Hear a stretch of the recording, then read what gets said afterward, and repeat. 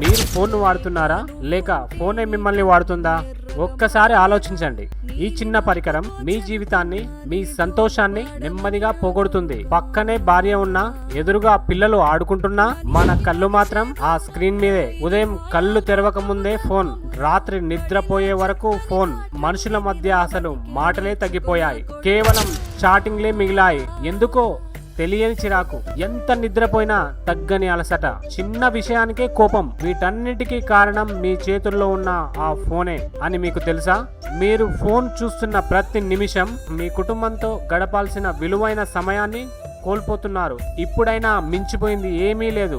ఈ 3 పనులు తప్పక చేయండి. ఫస్ట్ రూల్, నిద్రపోయే గంట ముందు ఫోన్ స్విచ్ ఆఫ్ చేయండి లేదా దూరం పెట్టండి. సెకండ్ రూల్, అవసరం లేని యాప్స్, నోటిఫికేషన్స్ ఆపేయండి. ఆ సౌండ్ మిమ్మల్ని ప్రశాంతంగా ఉండనియదు. థర్డ్ రూల్, రోజుకు 15 నిమిషాలు ఫోన్ పక్కన పెట్టి మీ ఇంటి వాళ్ళతో ప్రేమగా కాసేపు మాట్లాడండి. వారికి ఆ సంతోషం ఏ రీల్స్ లోనూ దొరకదు. గుర్తుంచుకోండి, మీరు లేకపోతే మీ ఆఫీస్ నడుస్తుంది, మీ సోషల్ మీడియా నడుస్తుంది, కానీ మీ కుటుంబానికి మాత్రం మీరు మాత్రమే కావాలి.